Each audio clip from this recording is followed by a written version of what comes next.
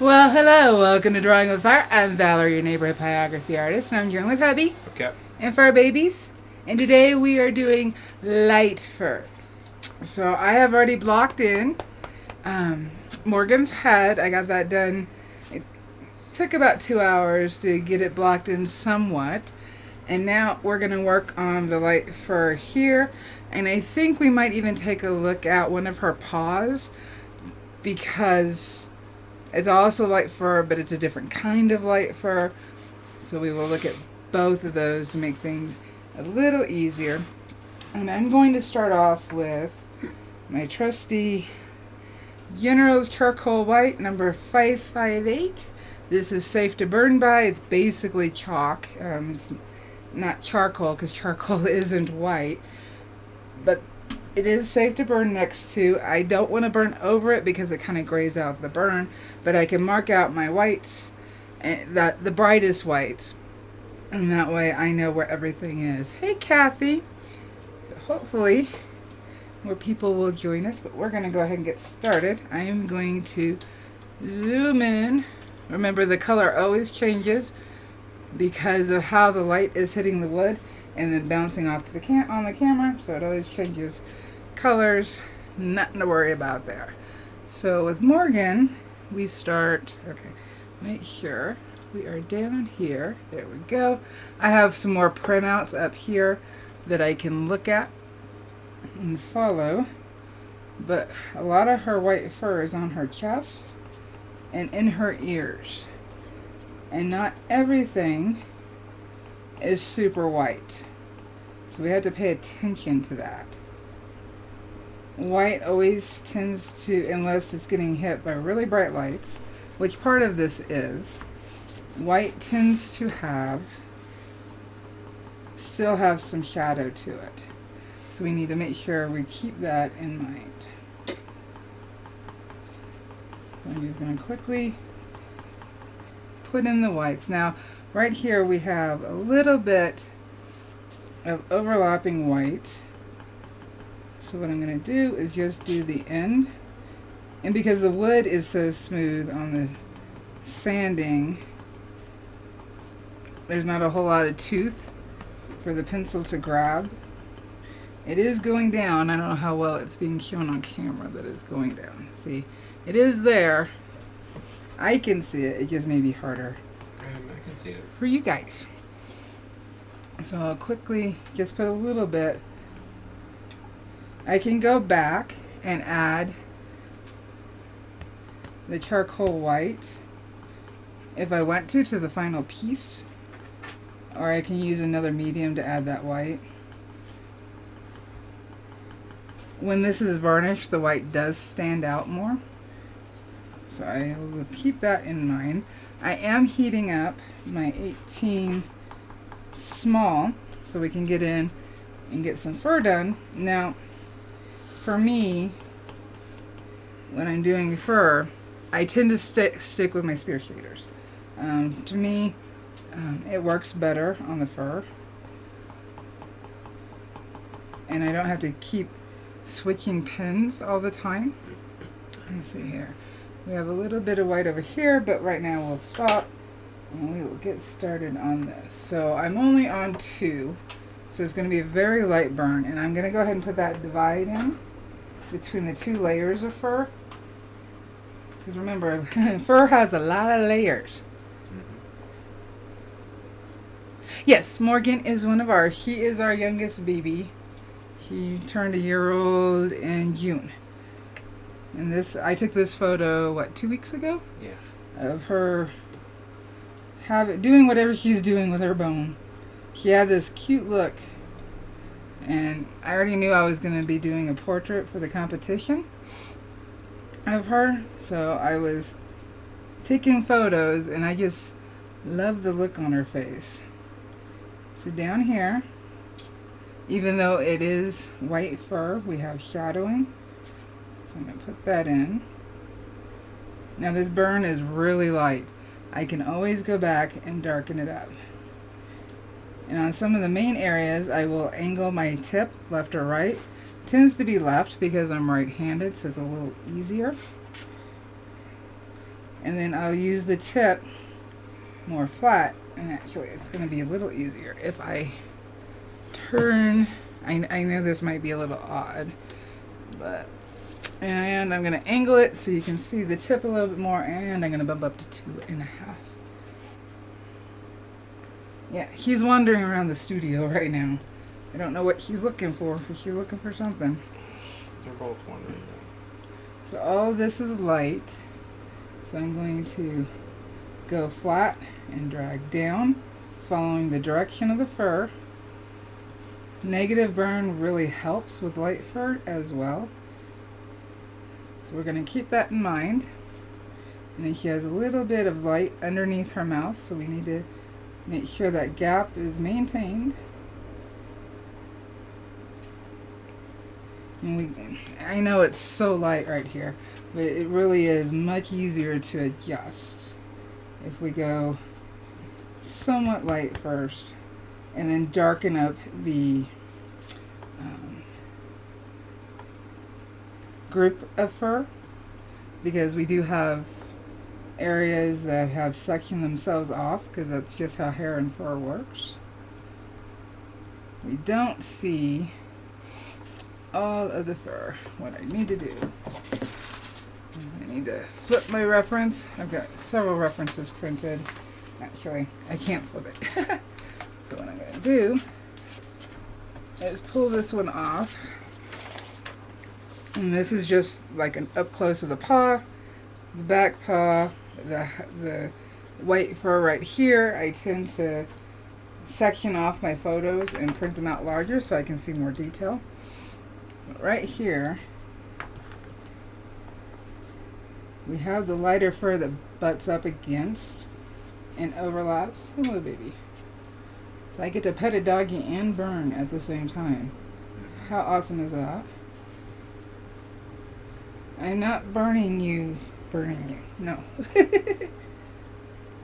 I'm not doing that. So this area is darker. This is a fold where the fur, although both light fur is overlapping, and there's less light hitting in here. So we have more of a shadow, and I'm burning flat. It's more like the top half of the tip, dragging down in the direction of the fur. That's really important, because even if maybe you're a little rough with your fur, if you're going in the same direction as the actual fur is laying, it will still look like what you're burning. It'll still be close to your reference. But if I go in a different direction and the hair isn't going to lay on each other the right way, and then we'll start seeing a real difference. So we have a gap here.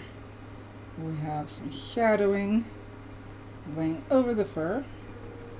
Hopefully.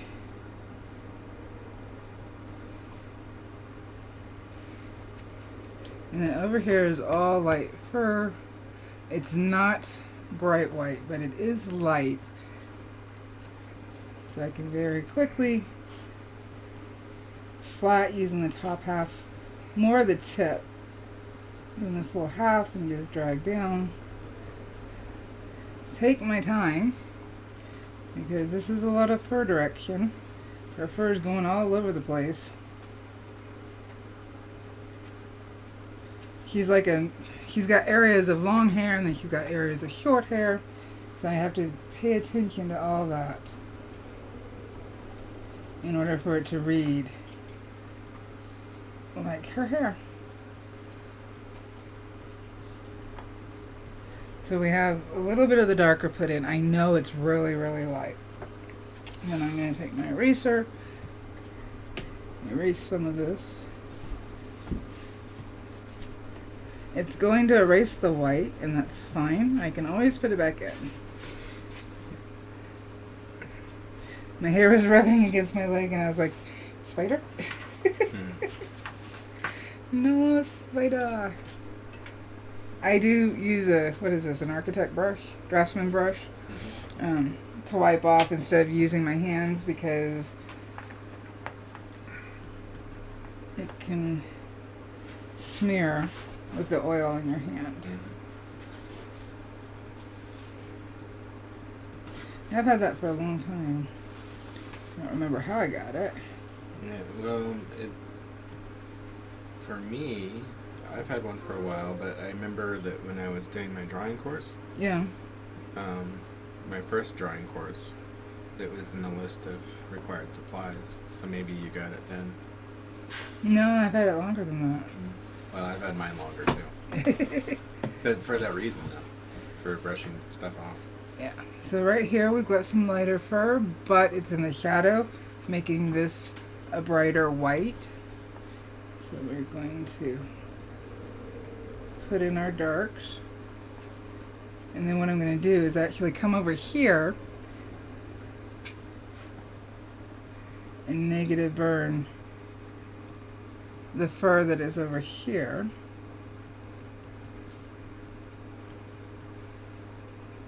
And these are darker. They're like folds in the fur and the skin. So I just use the tip and tap those in just so I have them. And this is a darker area. And this is the same way I did the folds on her face. Right now I'm just trying to mimic the direction of the fur without being too harsh about it, because you're not really going to see it. It's going to blend in. Let's see here. So this is the top part of her paw. Put the dark in here, help shape that paw. And she has a fold right here. But now we have all this light area that I can go back, burn it, but with all the other burning around it, it's going to look more white. It's going to read that way to your eyes. I can always add some, but I don't think it's going to need it.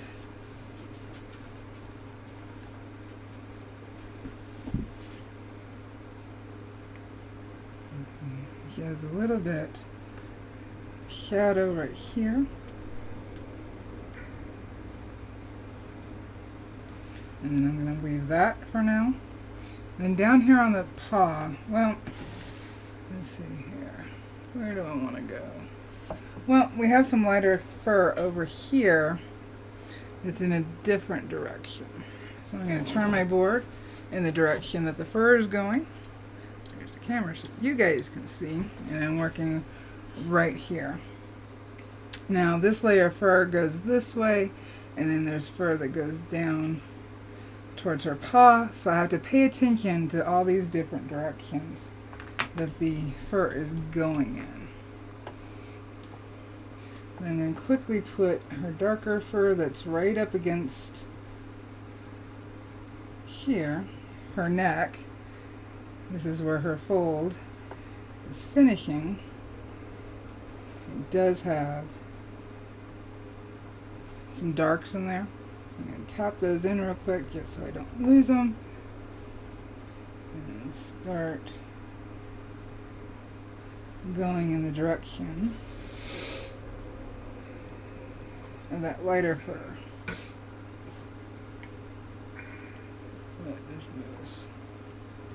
Right here we've got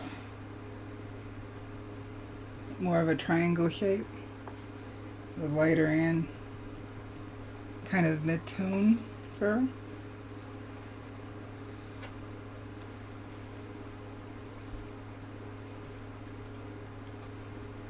Bring this down, connect it, because that's how she looks. It's connected the shadow from her mouth down into her fur. And this one is longer, so we'll just shape that real quick. Remember, the burn will always look darker than it is once the other area around it is in.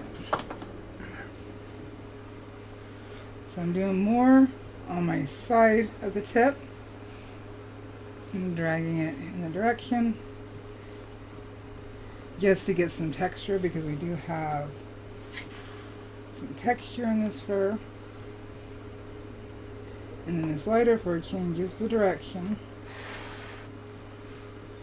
And when I did the pattern, the lines that you see, that's where the darks tend to be, or the darker area of the fur. That's so I can keep up with where I'm at. Leave some of those gaps. Let's see. And I will go back and refine these. It'll be off camera because sometimes I just need to sit and look at it and see where I need to adjust. Oh boy. What's the matter? I'll give it a minute for you. Again? Again? I don't know, ask Layla. Do you smell it? Yes. Oh. It's not one of her worst, so I'm not freaking out. Well, that's good. So all this fur keeps changing direction. So I need to follow it. Plus there's gaps. Now it looks like I burned all that area, but what I can do is take my white pencil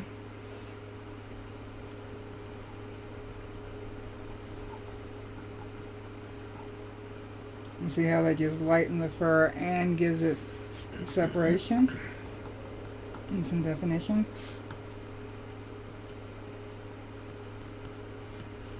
As I follow the right direction.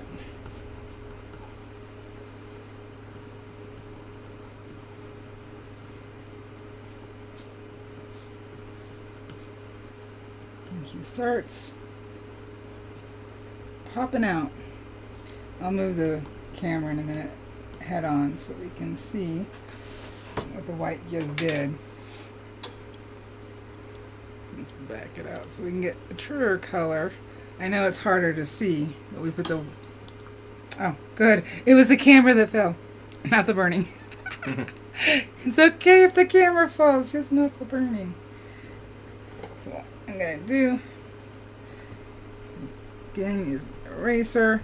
And remember, once everything's blocked in, I will go back and wipe this off with denatured alcohol and then put things back in. So right here we got some light fur. This is the lightest fur on her face, right here and right here. So let's angle it a little bit so I can reach it. Again, I'm only on just a little above 2.5.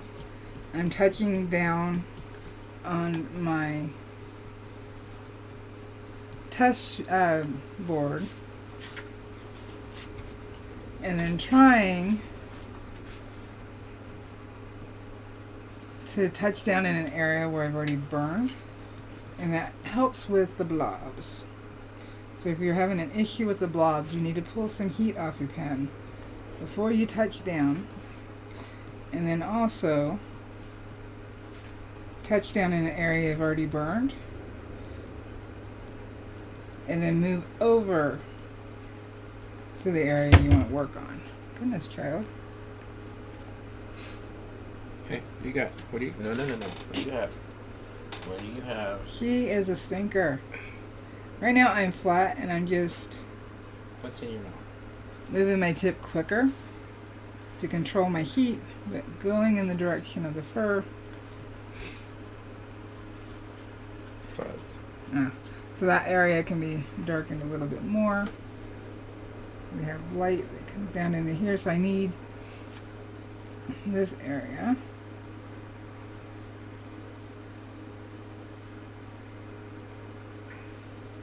Be a little darker.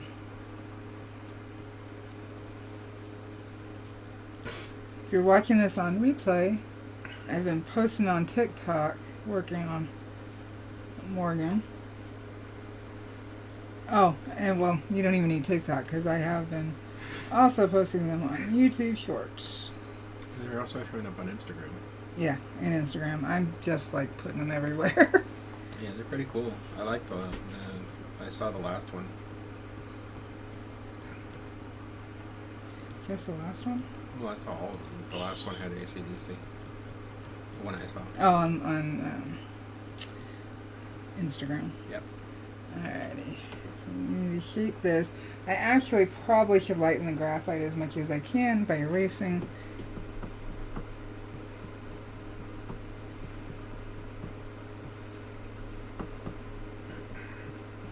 And see, when I put the dark background in, all this is actually going to look even lighter, and I'm going to have to darken it. Because I think the dark background is going to have to be the way to go. I think so too. I may angle it so that we have perspective going on. So this will be darker than this. I don't know. I'm going to have to print out the burning or do it in Photoshop, scan it, or take a picture, sorry. And then alter it and see what I like. But in doing that in Photoshop, I don't have to worry about if I have messed up my burning.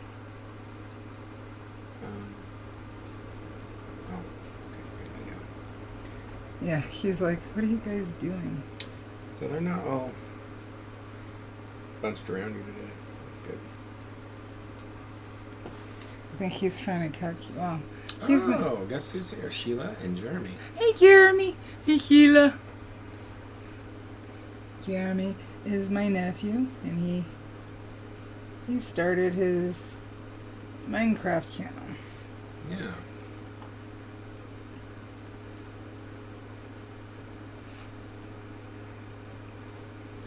We just had an uptick in viewers. We were at 4, and now we jumped to 8. Yay, YouTube finally did its job. Alrighty.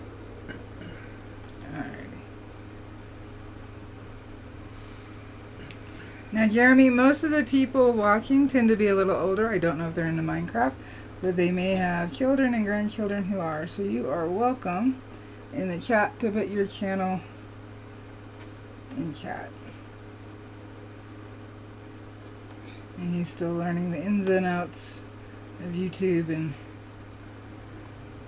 making videos. I was playing Minecraft with my daughter last night. Mm-hmm. You were. There was a big update. Ah. So. I need to sit and just play some Skyrim. Mm-hmm. I haven't done that in a while. Yeah, there you go. Trying to darken this area a little bit. I'll have to raise my sheet, so I'm not going to overly worry about it right now. Now, luckily she has black whiskers, so I don't have to worry about leaving areas for whiskers. Jeremy says thank you. Mm-hmm. And watch him grow faster than me. Watch it happen. I have to get my channel going. You do. Alrighty.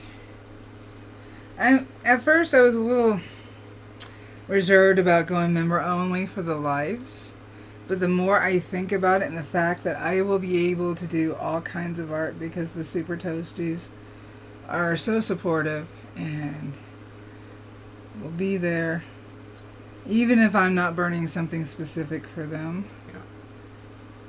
They will still support me. That means my art gets to grow, and I'm excited about it because I've been wanting to do weird stuff, but you guys, or not you guys, but YouTube and whatnot doesn't seem too interested in it. But I want to do some weird art, some different art. I mean, I know people like what they like, but I kind of feel like my growth has stalled, and that's not a good thing if I'm trying to teach you guys how to do stuff. But I feel like I've stalled. Yeah. And I don't have room to expand and expose myself to new techniques and whatnot due to fear of people not watching or subscribing. This way I can do what I want. There. Don't know where that came from. Kathy says other than burning. She wants to know, like, other art besides burning? No. No, because... I mean, never say never. No, never say never. I think burning will always be there for me. It's more in regards to the subject matter of the burning. Yeah. I want to do different stuff. Yeah, burning is going to be the focus. Although Yeah. I could see you doing some multimedia stuff. Well, but I've already done that on the channel, so Yeah. I think I'm safe on doing that. But I'm saying, like, in addition to doing weird art. And when I say weird, what I'm talking about is surreal stuff more so. So right now I'm just trying to darken this lighter first. So we're gonna move up here. It's like my stuff. No. Sorry. I knew No, that. not like your stuff. I set myself up intentionally. Oh, okay. No. Kathy says, "Ooh, sounds cool." Well, like I got this really. I need to grow it. I'm not completely happy with it. There's a AI on Discord. Okay, I'm not normally on Discord, but for this I made an account. That you type in some information and it creates photos. And though it didn't create what I had requested it to create, it did come up with a really cool, weird raven. That's basically, I think it's supposed to be two-headed. The computer was not clear. Computer saying no. Sorry. But I can take that base, and because it was my idea, I told the AI what I was looking for. I can take the base of what I liked and change it to fit what I see now that I've seen it. I know that might sound a little confusing. It's not a bot, Jeremy. It's a AI program. It's a program that integrates machine learning, artificial intelligence. You give it prompts, and it creates things. And this has been going for a while. I would say it's been going for about a decade. And Has it? Yep. It started pretty crude, but now the AI is getting to the point where it's getting much more refined in the things that it can create.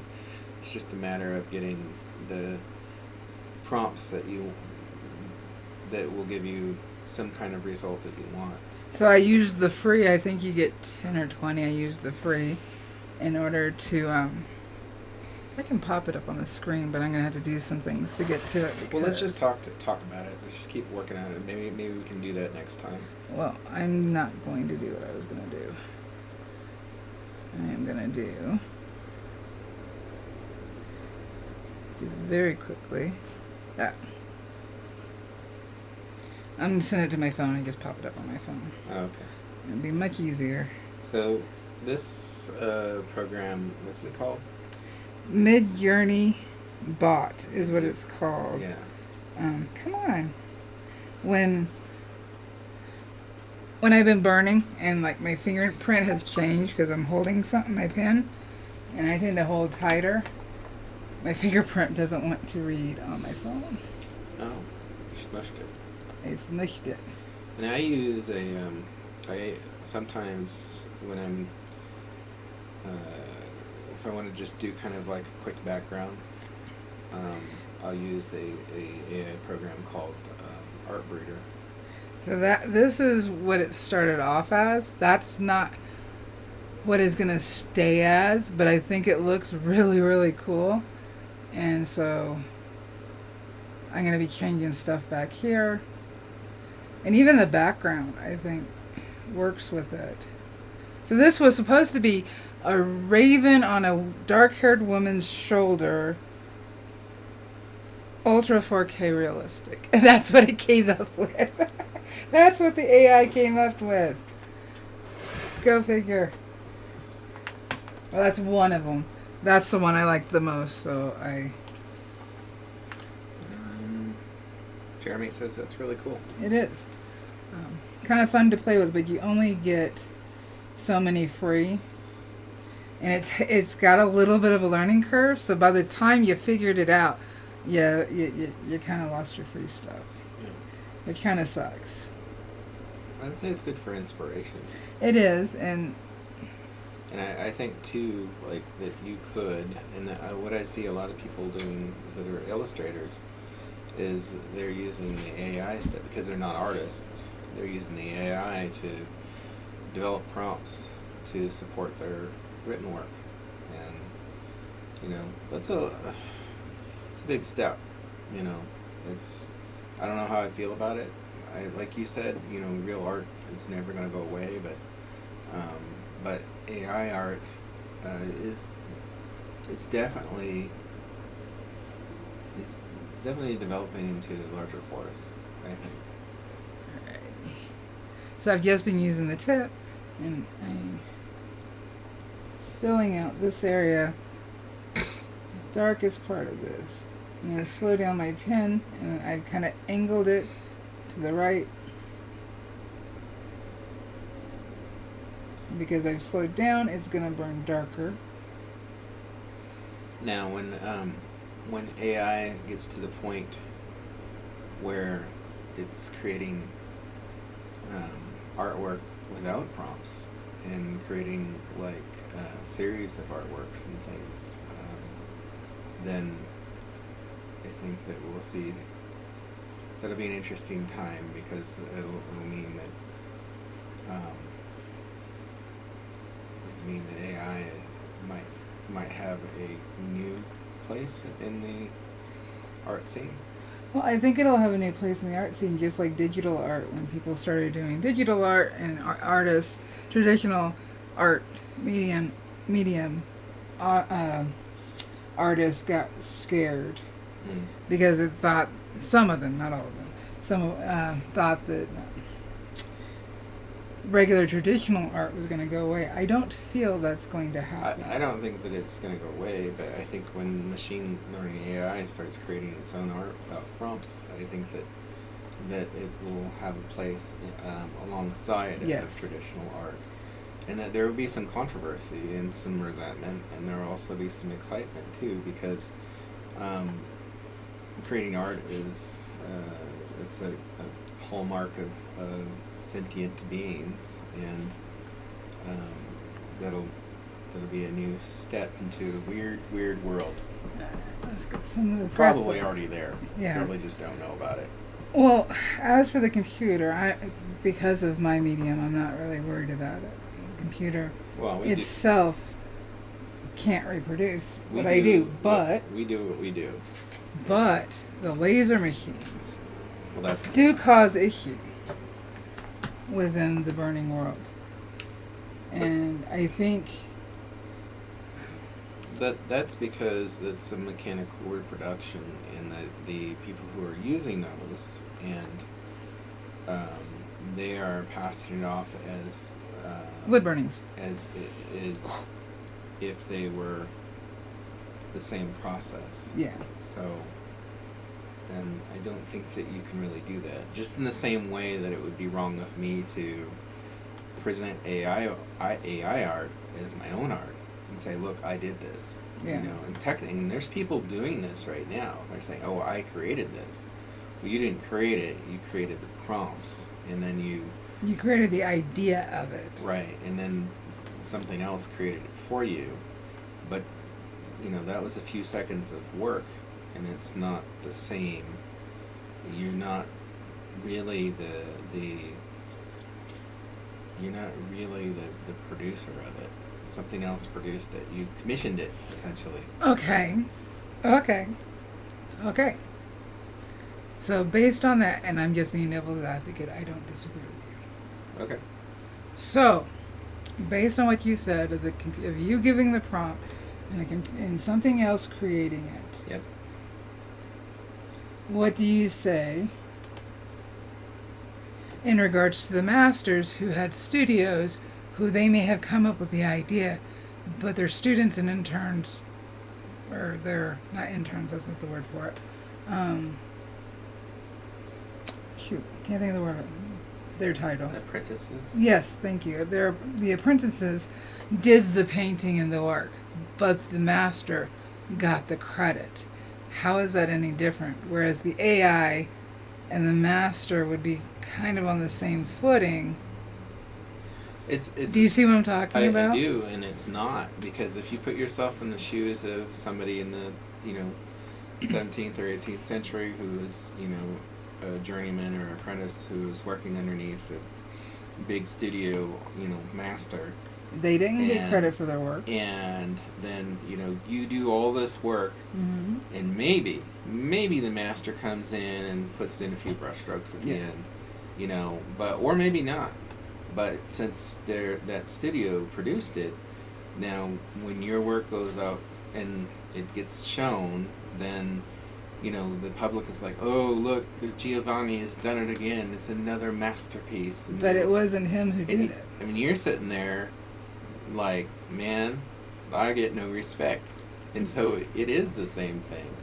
I don't think that that's right. And we have people like that all through society who are big idea people, who are like, hey, I have this idea, and yes, it is an idea, but and you should get credit for that idea. But passing off an idea,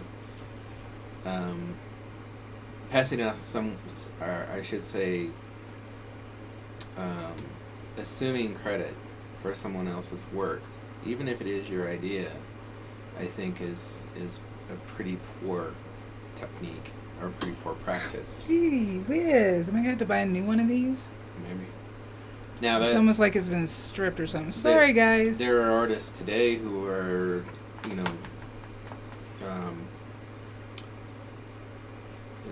there is some gray area in there. Because, like, there was an artist, I'm not going to say his name, he's very respected. And he did a exhibition where he did millions and millions of little ceramic pieces, and that's made up his... I can't think of his name, but I know what you're talking about. Yeah, but he had employed, a small army of people who were working on to make those. Mm-hmm. And, they didn't necessarily get any credit, so, there's a lot of gray area there, but I think that I think if you are an artist and you do employ other people, you should have the humility. This is just my opinion. You should just have the humility to, if you've got other people that are working on it, to include them in the credit, because they did work on it. I did an enormous mural in Baghdad for our command, and it was 16 by... It was there for a long time. 20 feet. I don't know. I don't know what it was. And it was huge. It was huge. And when I painted it, the sergeant major asked me, he's like, what do you need? And I was like, well, I need these paints. And he's like, I can get them to... and I had told him I needed to paint it, the surface white. He said, well, I can get somebody to do that for you. I can get some people to do that. And I was like, okay, that's cool. They basically prepped the canvas for me, which was a big set of, concrete barriers. They were enormous.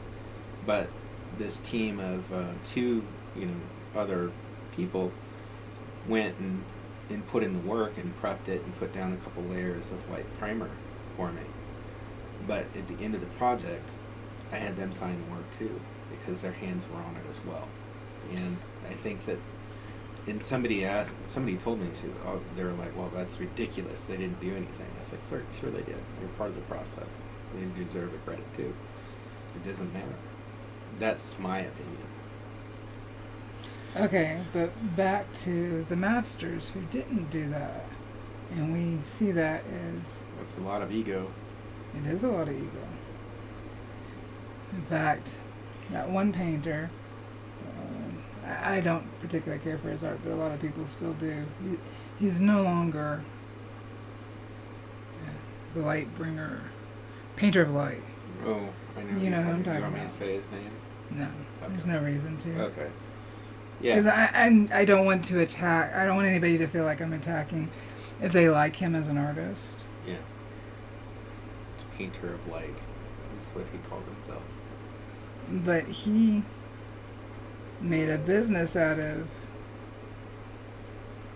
just touching a painting and then claiming what he did. So I managed a gallery for a while in Alaska, and I had one of his representatives come in and try and sell me on the idea of including his art in the gallery, and he explained the process to me, not knowing that I was an artist, and he explained it to me, and it made it even worse for me, because if he just said like, hey, we could have some hand retouched paintings, in here, but he explained the process, and there were multiple levels of art. You could just get a print, or you get a hand retouched print, or you can get a hand retouched print who is actually retouched by the artist.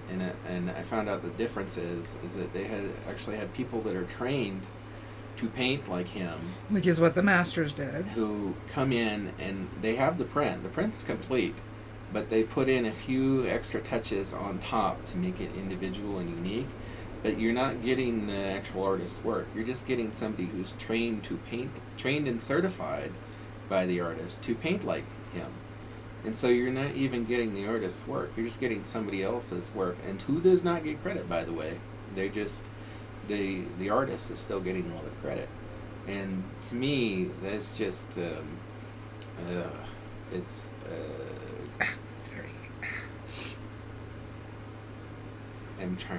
the word is eluding me, but it's basically, it's a predatory technique, because you're preying upon people's ignorance, and they hear hand retouched and it's within their price range, and so they get it. They're not really getting what they paid for. Not really, They're they're getting what they paid for, but not what they think that they paid for. Yeah. If that makes sense. And that's a little disingenuous to me, I think. So, so I don't agree with those old masters' practice. I think that those students should have, I mean, some of them who were dedicated to the master and learned and whatnot ended up with their own studios and what have you. Mm-hmm. But yeah, after they get certified. After the master gave the okay. Right.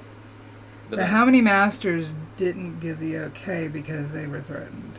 Well, they were threatened, or it was awfully nice having somebody do the work for them.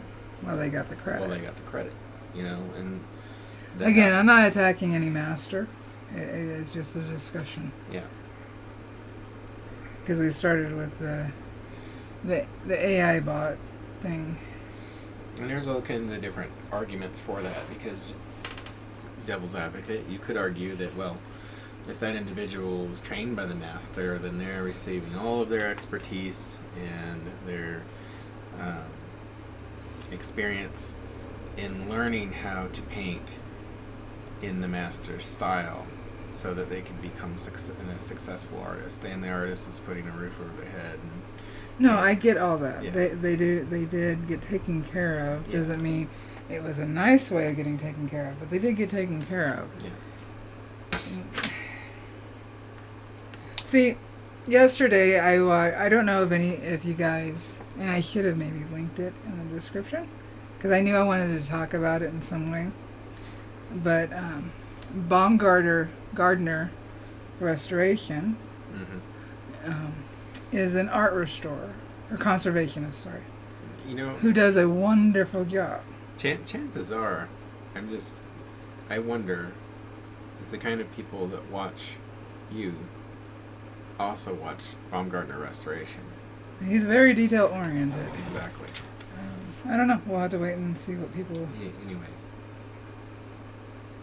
Maybe I should have you find the channel and link it in the. Right now, I'm just trying to designate where this light of fur is. So I'm using my edge and trying to go in the direction of the fur. Some are long strokes, some are short strokes. You never finished your story about non-gardener. I know. I wanted to. I know I get thumbs down if people leave the video when I start talking about things other than what I'm doing. So I try to come back to that. Okay. Every so often. Anyway, he got a piece, a very large piece, done by what they believe to be Morello from the 1600s. And if, well, not him, but one of his students, or a student of the student, that's what was said, to restore it, only to find out it was a master study by somebody in Kansas. In the 20s? No, he died in 1924. He painted it between 1884, I believe, is when he came over from Paris, to his death in 1924. Okay. Is when he painted it. Alright, let's erase some of the pencil. See, this is lighter fur. It's not fully white, but we need it. Anyway, there were people in the comments of that video claiming that the artist stole the art, made a copy and stole it from the original artist. Kathy has to go. Bye, Kathy. Have a great week, too.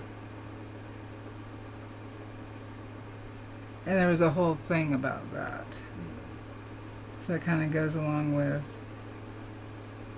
what we were talking about. Yeah. But anyway, I'm just blocking in some of the darker areas, going in the direction of the fur.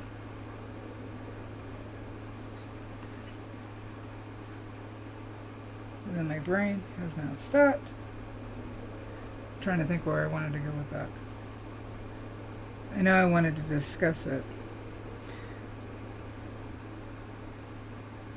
Ended up getting into an argument with Well, it's just another...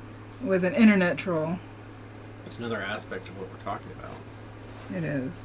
You know, you have somebody who created art, and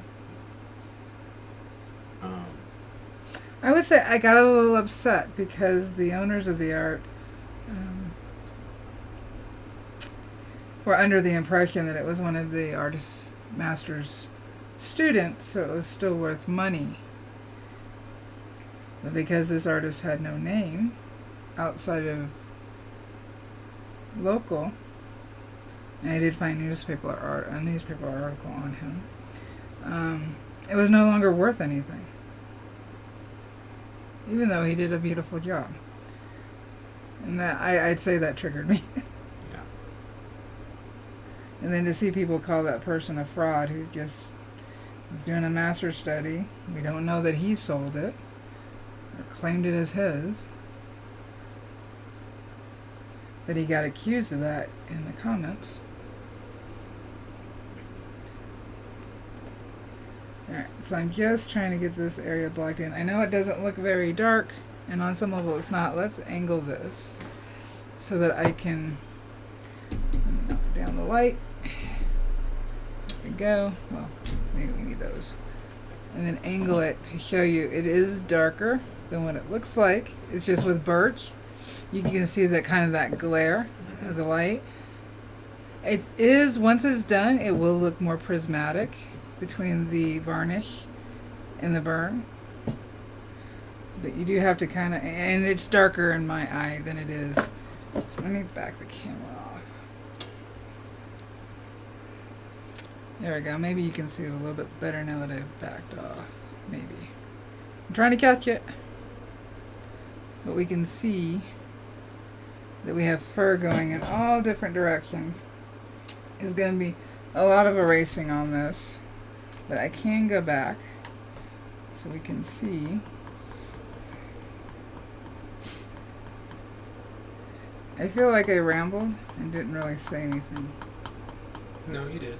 Did I? Mm-hmm. Because I don't feel that way. There we go. Let's get some of this white in here that I've erased.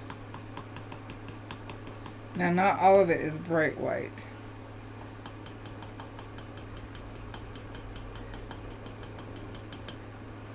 The graphite is going to interfere with the white for a little bit until I get it off the board. But I just wanted to see what we're looking at. Mm-hmm. Next week we'll go over the paws, I guess. Yeah. I'll finish getting the body blocked in. Yeah, because we're getting close to time. We are.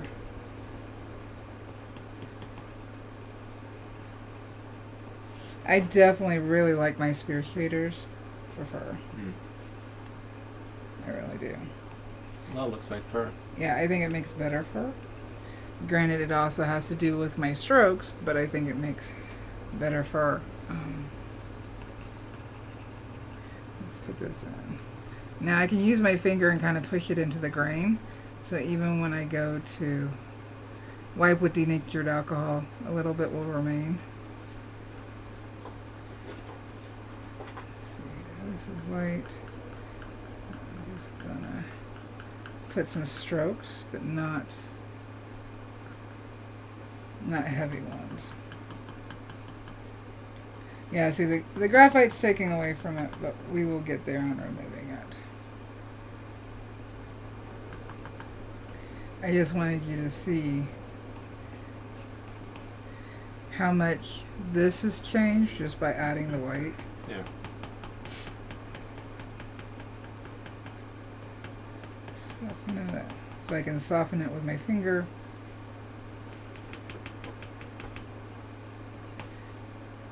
We can see some difference. Where it's not as bright, that's where I would soften it with my finger. Just kind of rub it in so it's not so harsh. But with white fur, you really need to, if you can, turn down your heat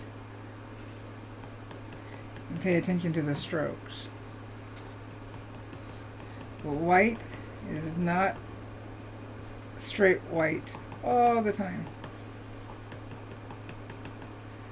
Let's see here. I'll pull this reference photo back up. See, this is white fur right here. But one, it's not getting hit by light. Two, it has her tan fur underneath and mixed in, which mutes down the white. So to have bright white right here, without pushing it back a little bit, is going to make it feel too harsh. Sorry. You okay? Yeah. And less real. Because that's what we're going for. We're going for real. So the bright white is right here, but all this is getting, and over here, but all this is getting hit from the light from the window. So that's why it's so bright. And then right here she got dirty paws. I didn't realize it, not really, until I zoomed in. Mm-hmm. She got dirty paws in this one. Yeah, she does. But I think it kind of goes along with what she's doing. Yeah. So I will keep the dirty paws. There we go. So where it's lighter, or where it's not bright white but lighter, I can put some white in and then blend it out with my finger. And then we have, I can see this more than you guys can, I think. I don't think the camera is picking up, there we go, the white as much. I can see it. There we go. So for her white areas, I will be using white to add it in. And this will get a brighter white when I varnish. Once this is done, I will wipe it down with denatured alcohol.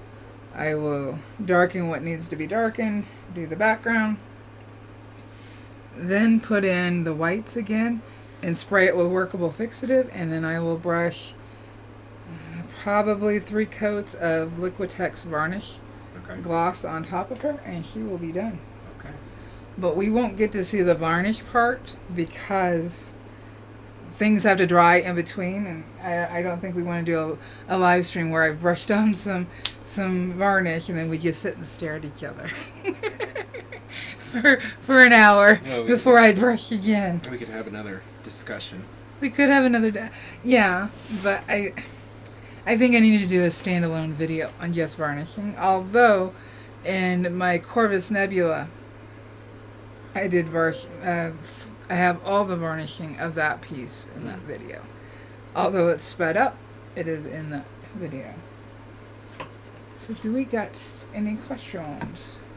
I don't think so, but we'll give Chad a second. I think everybody's on vacation. Maybe. School's getting ready to start. It's weird. In a lot of places. I know. When we were kids, school didn't start until after Labor Day. I'm just putting some whites in right here. I need to erase more graphite. School for me started in September. Yeah, the Monday after Labor Day. Yeah, I never correlated that. Oh. I just knew it was September. Yep, it's the day after Labor Day. There, so we've lightened up some areas. Just so we can see what it's looking like. There we go. Looks good so far. So if we don't got any questions, I would say next week I think we will focus on the pause right here. We will work on that area right there because we got a lot going on. I've had to lighten the photo a lot in order to see what was going on. So if we don't have any more questions, you know what to say with me. What to say with me? Let's do it. You're awesome. You can do this. Why? Because you're a pyro artist. Happy burning, guys. Love you, Jeremy. Bye. Food? Yep. Yay. What you want? Stuff to eat.